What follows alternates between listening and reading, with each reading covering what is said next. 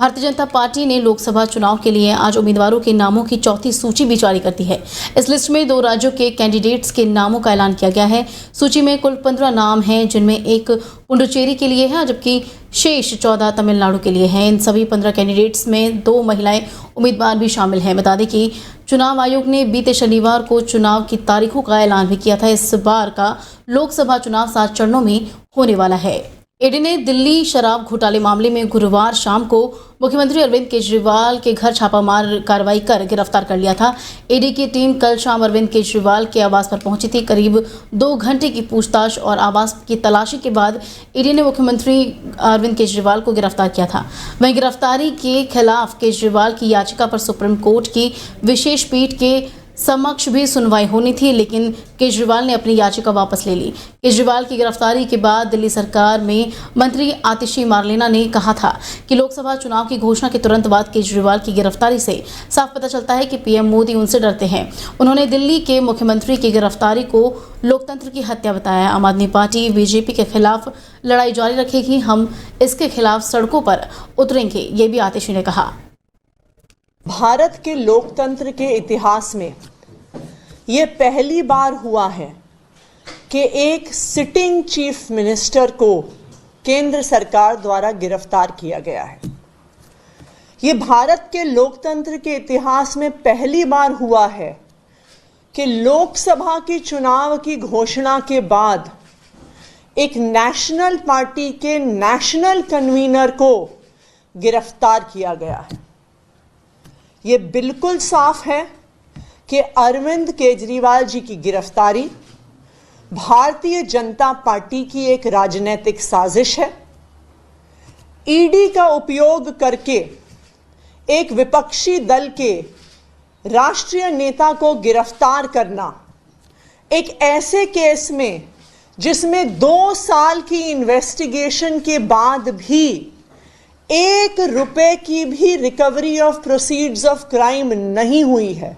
अभी सुनने में आ रहा है शायद राहुल गांधी पहुंच ही रहे होंगे अरविंद केजरीवाल जी के घर में। क्यों ना हो भला। द बेल क्लब में अरविंद केजरीवाल जी का भी स्वागत है। सब बेल पे बाहर हैं। अरविंद केजरीवाल जी को भी 15,000 रुपए का मुचलका लोअर कोर्ट ने दिया था। आप याद, सेक्शन 174 के अंतर्गत। मुझे बड़ा आश्चर्य होता है। यही वो अरविंद केजरीवाल है और यही वो कांग्रेस पार्टी है जो एक दूसरे को करप्ट कह रहे थे। अरविंद केजरीवाल कह रहे थे देश का सबसे भ्रष्टतम व्यक्ति रॉबर्ट वाड्रा है, देश की सबसे भ्रष्टतम अध्यक्षा कोई है तो वो सोनिया गांधी है, लालू प्रसाद यादव से ज्यादा भ्रष्ट कोई नहीं है। और आज तांता लगा है सोनिया जी, राहुल जी और लालू प्रसाद यादव का कि अरविंद केजरीवाल ही हमारे लीडर हैं। बिल्कुल सही कहा। कांग्रेस को दिल्ली हाईकोर्ट से बड़ा झटका लगा है। हाईकोर्ट ने आयकर विभाग की कार्रवाई के खिलाफ कांग्रेस की याचिका खारिज कर दी है। कांग्रेस ने लगातार 3 साल के लिए आयकर विभाग की कर पुनर्मूल्यांकन प्रोसीडिंग के खिलाफ याचिका दायर की थी। इससे पहले एचसी ने 20 मार्च को सुनवाई पूरी होने के बाद फैसला सुरक्षित रख लिया था।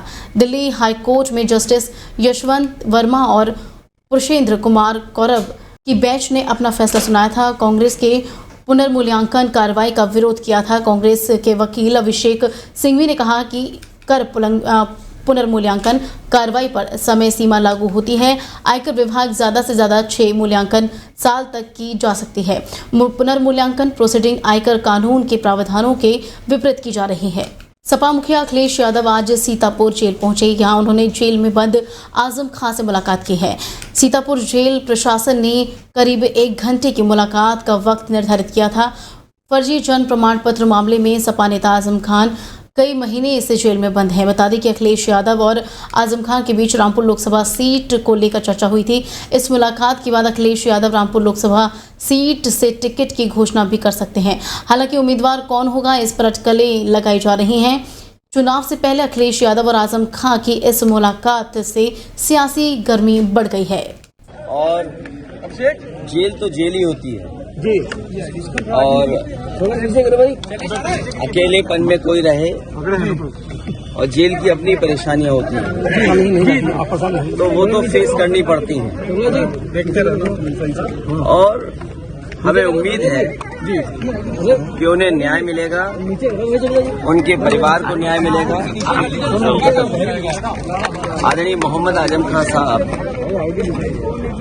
उनके साथ अन्याय लगातार हो रहा है। ये भी इनह्यूमन एक्टिविटी है सरकार की कि दो परिवार एक साथ नहीं है। जब परिवार को सजा मिली है और कहीं ऐसा आपको देखने को नहीं मिला होगा कि परिवार के लोगों के साथ ऐसा अन्याय हो रहा होगा।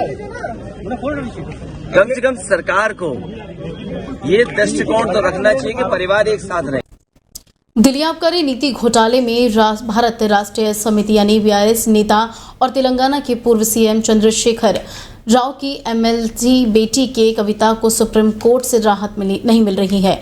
अदालत ने आज के कविता को जमानत देने से इनकार कर दिया है। सुप्रीम कोर्ट ने के कविता की गिरफ्तारी को चुनौती देने वाली याचिका पर एक नोटिस भी जारी किया है। सुप्रीम कोर्ट का कहना है कि कविता निचली अदालत में जा सकती है।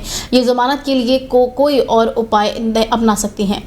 अगर जमानत याचिका दायर की जाती तो उस पर तेजी से फैसला किया जा सकता था। न्यायमूर्ति संजीव खन्ना, न्यायमूर्ति MM सुंदर सेन और न्यायमूर्ति बेलाएम त्रिवेदी की पीठ ने प्रोटोकॉल की अनदेखी नहीं करने का आदेश दिया है। उन्होंने कहा कि सभी के लिए एक समान नीति का पालन करना होगा और जमानत के लिए सीधे सुप्रीम कोर्ट आने की अनुमति नहीं दी जा सकती है।